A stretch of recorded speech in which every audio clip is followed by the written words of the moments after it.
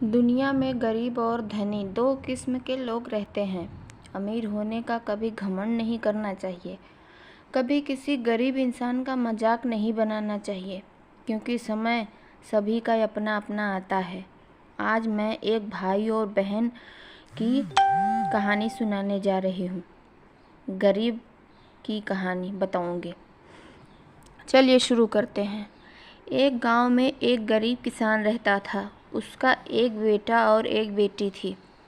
किसान अपने बेटा का विवाह करके कुछ साल के बाद अपनी बेटी का भी विवाह एक अमीर घर में कर देता है।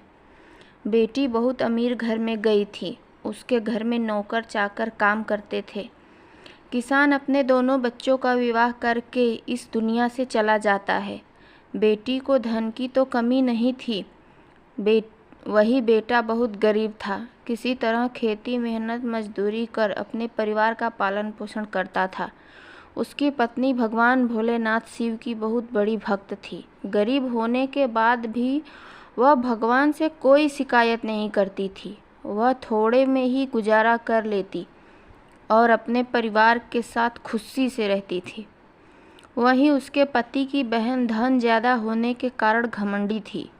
वह अपने भाई के गरीबी के कारण उनसे कोई रिश्ता नहीं रखना चाहती थी। उसकी बहन धन के घमंड में इतनी चूर थी कि वह अपने भाई को देखना तक पसंद नहीं करती थी। समय बीतता गया और बहन के ननद की शादी पड़ी। उसने अपने भाई को बुलाया तक नहीं। किसी तरह उसके भाई को पता चला और वह बिना बुलाए ही बहन के घर शादी में चला जाता है। बहन उसको देखते ही अपने नौकर से कहकर घर से बाहर ही लौटा देती है। भाई भूखा प्यासा रोते हुए जा रहा था। तभी रास्ते में उसको एक बूढ़ी माँ मिलती है। उन्होंने उस भाई से पूछा, बेटा क्यों रो रहे हो? इतने में वह अपनी सारी दुखदाई कहानी बताता है। बूढ़ी माता ने उसे समझाकर चुप होने को कहती है। बूढ़ी माता जी गरीब किसान के बेटा से कहती है कि यही पास में मेरा बगीचा है, चलो कुछ खा के आराम कर लो।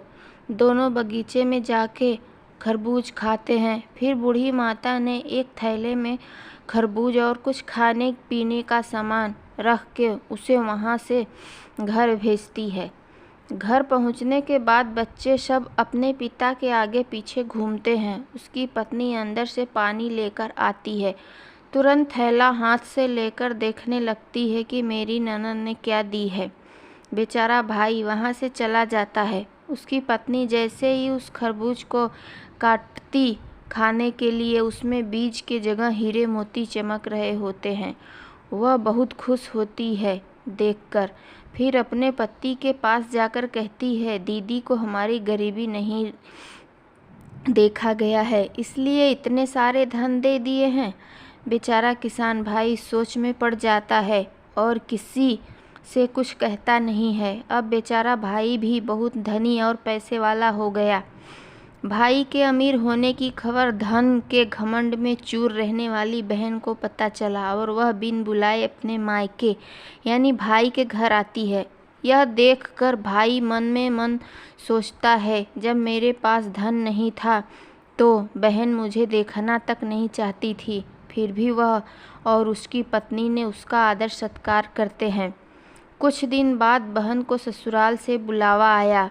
उसके भाई और भाभी अच्छे कपड़े मिठाई कुछ उपहार देकर विदा किया। इतना सब देखकर उसकी बहन की आंखों में आंसू आ जाते हैं। उसको समझ में आ जाता है कि धन सब कुछ नहीं है, अच्छा स्वभाव और दिल का